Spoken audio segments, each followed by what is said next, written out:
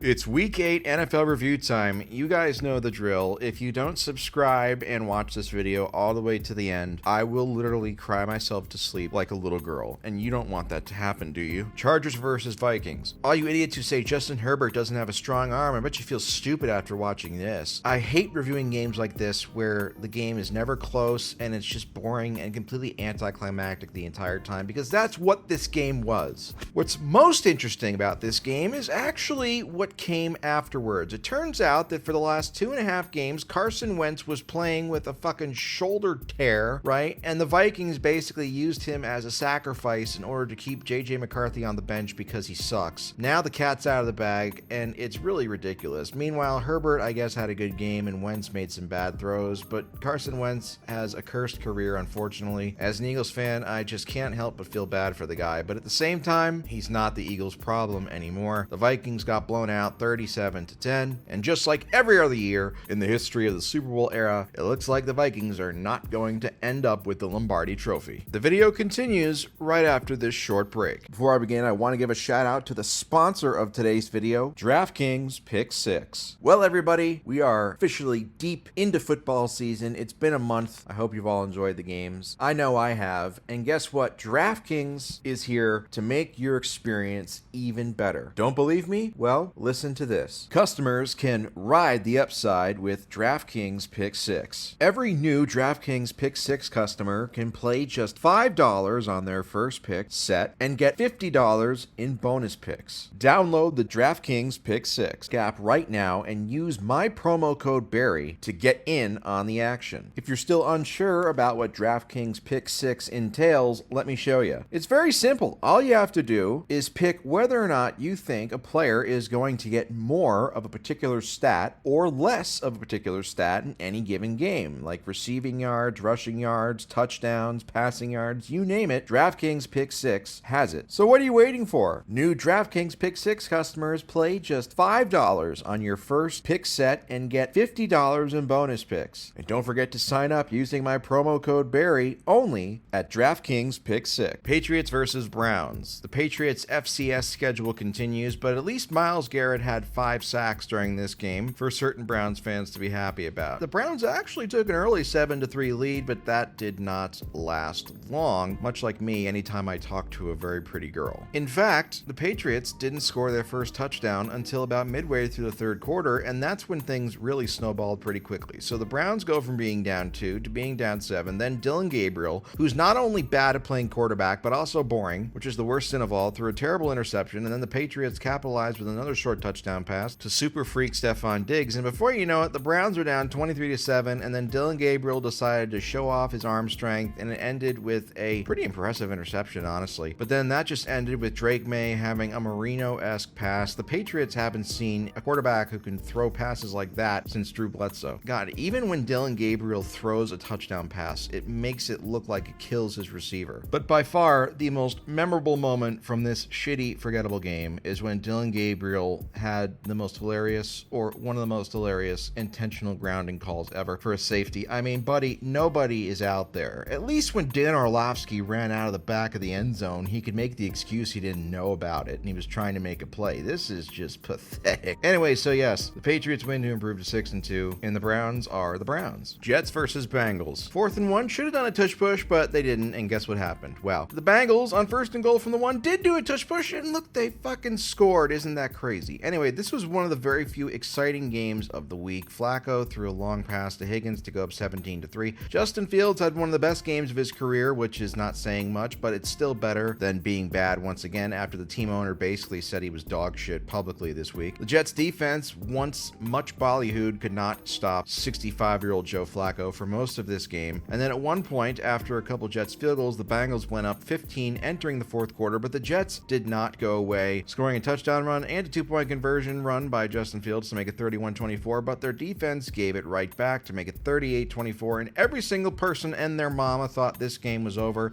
but the Jets just would not go away as Breece Hall once again scored a great touchdown run and a 2-point conversion attempt, which ended up being the winning points. By the skin of their teeth and the hair on their nuts, they got the 2-point conversion there to make it a 6-point game. The Jets got the ball back, and with 2 minutes left, it wasn't Justin Fields who threw the game-winning touchdown pass, but hey, the points count all the same, and the Jets went up 39-38, and I fully admit that I thought the Jets were going to give up a game-losing field goal drive, as they are wont to do, but on this day, in honor of the recently passed away Nick Mangold, the Jets somehow found a way to win on the road, and the Bengals found a way to lose to the Jets at home while giving up 38 points. Some franchises just don't deserve any respect. Bills versus Panthers. This motherfucker Andy Dalton thinks it's 2010 still, and he's back at TCU. Cover the ball, Andy. This unbelievable handoff to James Cook is why Josh Allen has really separated himself from the pack in terms of quarterbacks the last couple years. All joking aside, though, this game for Allen was literally the same exact thing that people pretend Jalen Hurts has every week. Here's Allen's defense giving him an interception at the 1-yard line where they run a tush push, which is fine, but it's a 1-yard touchdown drive, right? And then the Carolina Panthers missed the field goal right before the half, and then Allen, here he throws a little fucking check down, and it goes 54 yards anyway for a score, so we barely did anything here. Here's another touchdown where Allen does nothing, and they go up 33-3, and then Dalton once again gets strip sacked, and again, really super short field, Allen does a little tush push touchdown again, and everybody calls him the best or top 2 quarterback in the league, when really he's just a more socially accepted Jalen Hurts. The final score of this game ended being 40-9. You can tell Sean McDermott is just so pissed that he can't talk about 9/11. Dolphins versus Falcons. This game did not go the way anybody thought it would. The Dolphins completely dominated, although there was a Kirk Cousins sighting. Good for Kirk Cousins. He's still alive and cashing those checks just to be dog shit. Tua had easily the best game of the season for him, and the Falcons are the most unpredictable team on a week-to-week basis, in my opinion. They lose 30 points one week, and the next week they look good, and now at the end of the day, they're currently 3-4. I mean, this week of games was so unbelievably uncompetitive. I'm trying to come up with good things to say, but really, there's nothing clever to say, except that I guess Mike McDaniel's job is safe for another week. Congratulations, Dolphins fans. Even when you win, you lose. The Ravens versus the Bears. After a couple gay field goals in the first quarter, the Ravens took a lead on Derrick Henry. Remember him? He scored a touchdown to give them a 7-6 lead. Then there was a 6-point swing in the final minute of the first half. The Ravens made their field goal and the Bears missed their field goal, but oh no, it would get worse for Bears fans, believe me, as they made Tyler Huntley look like a future Hall of Famer, which is very, very sad. But still, there was just a lot of field goals in this game, and then finally Caleb Williams got the Bears into the end zone early in the fourth quarter to make it a 16-13 game, and the Bears would get the ball back, and then Caleb Williams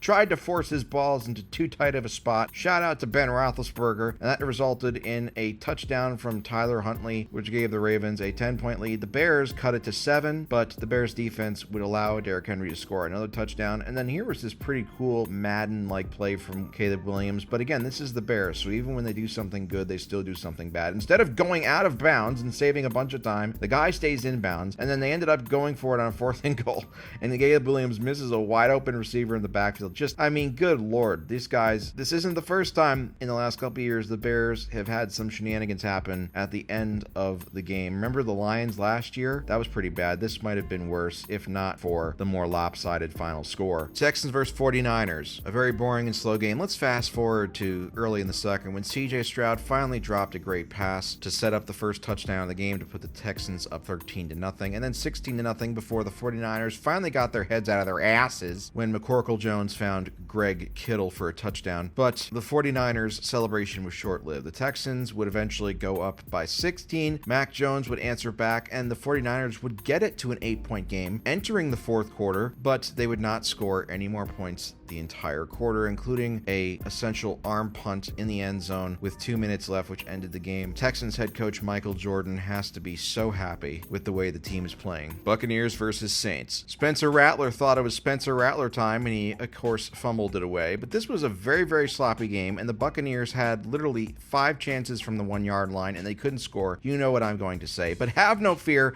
because Rattler would literally give the points right back on one of the most embarrassing pick sixes. That literally just took his manhood away, honestly. But neither offenses could get going. The Saints fumbled the ball again. It should have been a fumble 6, but it wasn't called correctly. Great job, refs. And then Baker Mayfield got in on the fun with a fumble of his own. Finally, in the third quarter, the Buccaneers converted from the 1-yard line to go up 14-3, and that was more than enough points they needed. It got so bad that Spencer Rattler was finally benched for Tyler Shuck, the rookie. And Shuck, I mean, when you're throwing short of the sticks on 4th and 2 and 4th and 10, yeah, that basically shows you you how he's going to be. Buccaneers are now 6-2. It's really great. Ever since they moved on from that cancer from the University of Michigan at quarterback, they've been winning all the time. Colts versus the Tits. The Jonathan Taylor run for a touchdown play has been very, very beneficial for the Colts so far this season, and the Titans actually put up somewhat of a fight early on, while Daniel Jones's historically fluky season continues. Remember, the Colts have played a ridiculously terrible schedule so far this year. We'll see what happens in the second half, but either way, it sums up Cam Ward's rookie season that he makes a great throw and a couple plays to get the team into field goal position, and they miss the field goal. That's just how it goes, man. I'm sorry. Great play by Daniel Jones here to watch Jonathan Taylor run for 80 yards, and then here's Jones saying, fuck it, Alec Pierce is down there somewhere, which eventually led to another touchdown for the Colts to put them up 31-7, and then Taylor scored another touchdown. What a stat patter. He needs to be complete. The Colts need to release this guy or trade him to the Eagles immediately, and the fucking Colts were such assholes. They didn't even let Cam Ward stat pad. That's just ridiculous. Have some class. Come on, seriously. But Ward said, I'm going to get my licks one way or the other, and he led the Titans to another touchdown drive to reach the final score of 38-14. The Colts are 7-1. It's 2009 all over again. Thank you, Obama. Broncos versus Cowboys. Bo Nix threw his obligatory interception early on to make you wonder if he's actually good. But remember, this is the Cowboys defense, and they are dog shit. So of course they're going to give up long touchdown runs and long touchdown passes. The Cowboys might have gotten their ass kicked, but Javonte Williams at least got some measure of revenge, I guess. But it didn't matter because the Cowboys defense was terrible once again. And Dak Prescott is the most reliable quarterback in the league. The bigger the game, the worse you know he's going to play, and he did not disappoint once again. He's now started 137 games for the Cowboys. He has 2 playoff wins and no conference championship game appearances.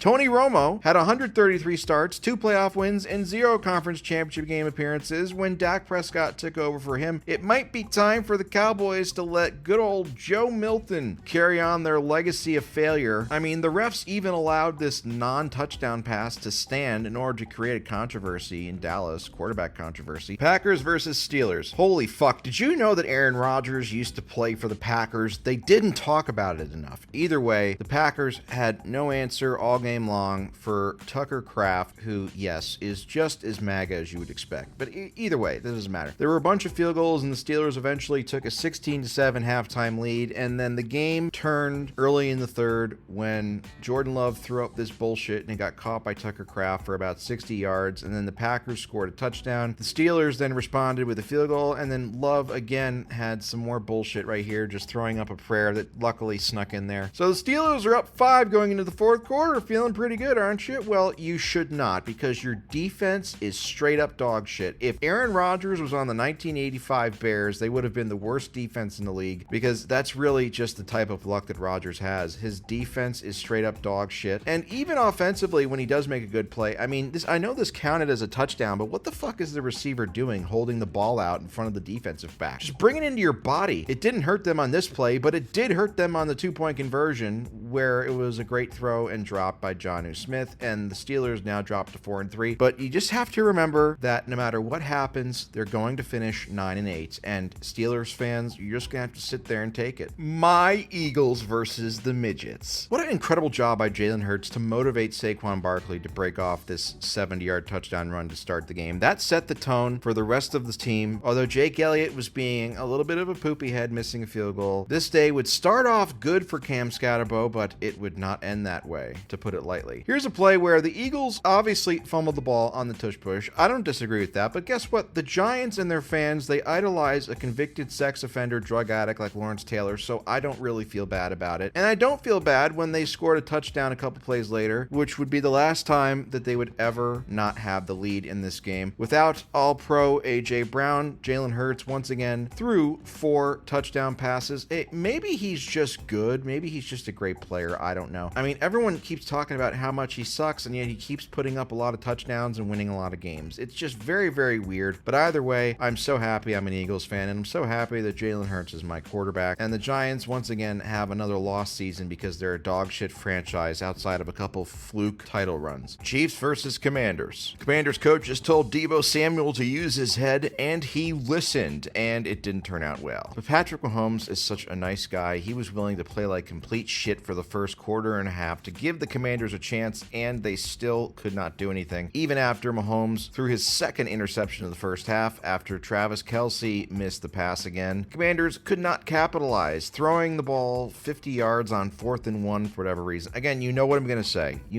say. But again, it's not my fault that this shit keeps happening every week, and teams don't take advantage of it. Finally, the Chiefs got on the board with a Kareem Hunt touchdown run, and Washington then answered with a great tap of the toes by Terry McLaurin to make it 7-7 at halftime, and then Mahomes eventually found amateur soccer player Kareem Hunt for the touchdown 14-7, and that was all she wrote. Mahomes then found Kelce, who atoned for his earlier interception. The Chiefs defense continued to play well, even though McLaurin had one more highlight on this great long catch. It never really felt like the Commanders were in this game, and Mahomes continued to do just wizard shit. I mean, this is just ridiculous stuff that he's doing here when he ad-libs like that. I mean, that's just, what a great play call by Andy Reid. And after starting the game with terrible numbers and 2 picks, Mahomes actually ended with pretty decent numbers, including another touchdown pass to Rashee Rice. And you think I'm going to make a drive joke about Rashee Rice, but I'm not, okay? He didn't do anything wrong. And that was that. The Chiefs won this forgettable game 28-7, and it looks like we're heading back once again for another year of the Chiefs in the AFC Championship game.